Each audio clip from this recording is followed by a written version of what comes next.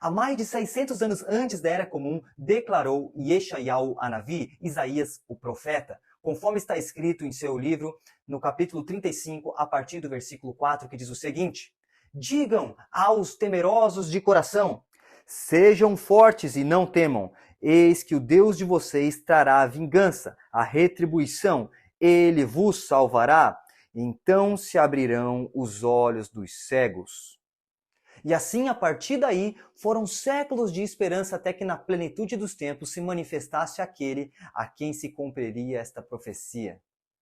No capítulo 9 da Besorat Yohanan, do Evangelho de João, nos é contado que Rabi Yeshua, nosso mestre, ele está andando com os seus talmidim, com os seus alunos, e eles se atentam a um homem que era cego de nascença, ao que seus discípulos questionam: mestre, por que esse homem nasceu cego? E Yeshua diz a eles que é para que nele se manifeste a obra de Deus. Então ele se aproxima daquele homem, cospe no chão e faz uma mistura com o pó da terra, uma espécie de lodo, e aplica nos olhos daquele homem e dá a ele a ordem para que ele vá e se lave imediatamente no tanque de Shiloah, no tanque do enviado. Então ele faz conforme esta palavra e ele passa a enxergar pela primeira vez.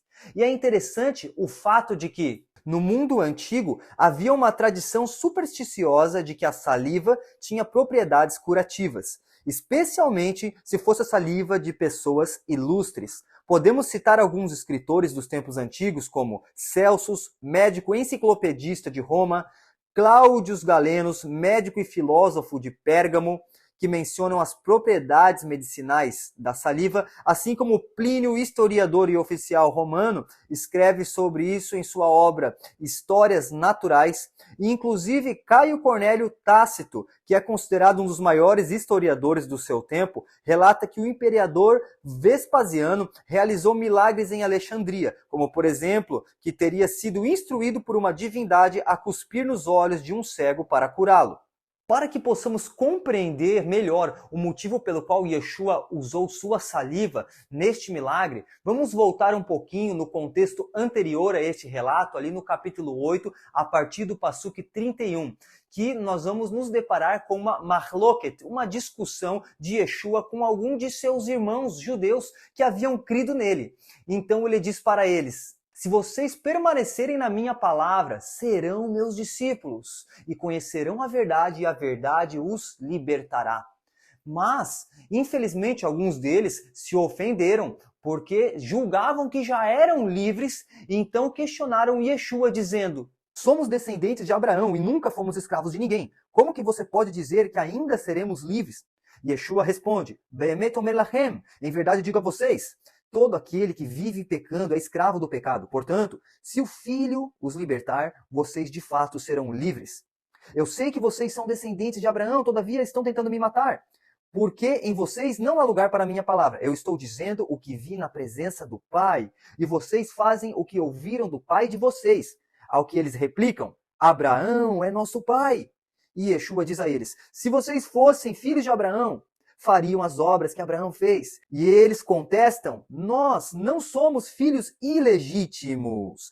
O único pai que temos é Deus. Então o mestre pega pesado com eles e fala: se Deus fosse o pai de vocês, vocês me amariam. Mas o pai de vocês é o diabo. Assim sendo, é importante perceber que nesta mahloket, nessa discussão que começou com o tema de liberdade de uma vida de pecado, culminou em uma disputa de comprovação de legitimidade paterna.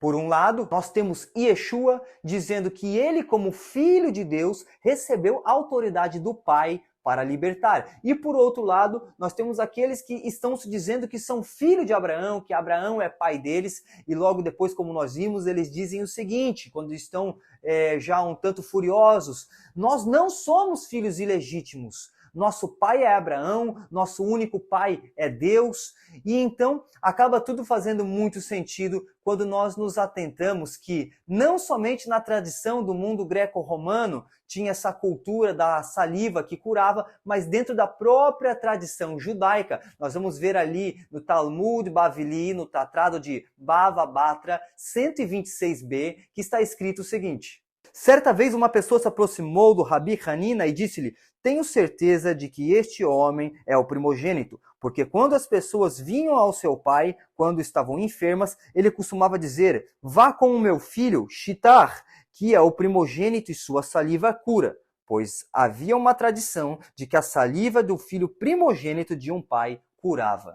Desta forma, esta obra milagrosa do nosso Mashiach, do nosso Cristo, era um claro sinal de que ele sim era o legítimo Filho de Deus. E para nossa alegria, todos aqueles que nele creem e seguem seus ensinamentos também pelo Pai passam a ser adotados, pois ele abriu mão de ser o unigênito, o único filho, para ser o primogênito entre muitos irmãos. Se você foi edificado por esse vídeo, deixe o seu like, compartilha e me segue para mais conteúdos como esse.